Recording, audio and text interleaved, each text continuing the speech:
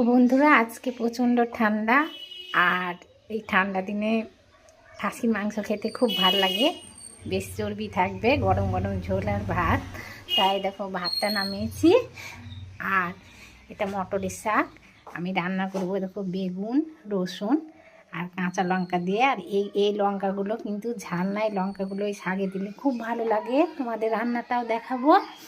আর এই দেখো মটন আনিয়েছি চর্বিওয়ালা।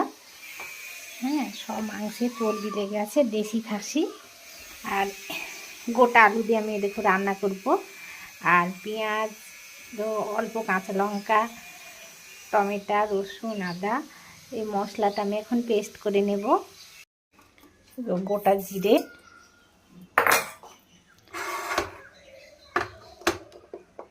আদা, লঙ্কা, রসুন সব একসঙ্গেই আমি পেস্ট করে নেব। মাংসটা আমি ভালো করে দেখো ধুয়ে নিচ্ছি।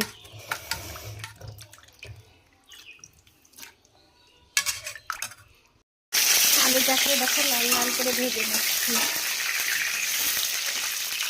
মাংসটা আমি বসিয়ে দিয়েছি। লঙ্কা গুঁড়ো, কাঁচা লঙ্কা বাটা, রসুন বাটা, আদা বাটা, কিছুটা পেঁয়াজ, তেজপাতা, লবণ, হলুদ সব দিয়ে মাংসটাকে ভালো করে মেখে আমি ঢেকে এখন কষতে দিব। আর তোমরা যদি লাল করতে চাও কাশ্মীরি লঙ্কা গুঁড়ো দেবে, কিন্তু আমি দিই না, আমার একটু মিষ্টি মিষ্টি লাগে। তাই এভাবে মেখে এখন মাংসটা আমি ঢাকা দিয়ে দেব।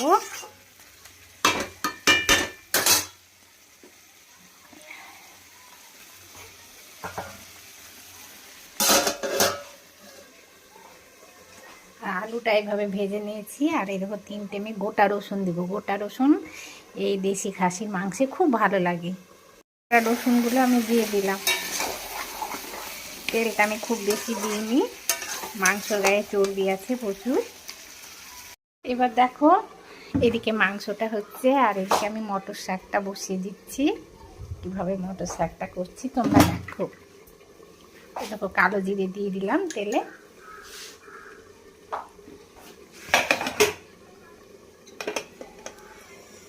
রসুনটা ছেঁচে রেখেছিলাম। এই শাক যদি তোমরা ঠিক মতো রান্না করতে পারো তাহলে পুরো ভাতটাই শাক দিয়ে খেয়ে ফেলবে। আর এই শাকে আমি একটু জল দেবো না, কষিয়ে কষিয়ে শাকটা করবো, খেতে খুবই সুন্দর লাগে। রসুনটাকে হালকা ভেজে নিয়ে দেখো চেরা কাঁচা লঙ্কা আর বেগুনটাকে দিয়ে দিলাম। এটা হালকা করে ভেজে নেব। ছোটা এই ফাঁকে একটু নেড়ে দিই। দুটো রান্নায়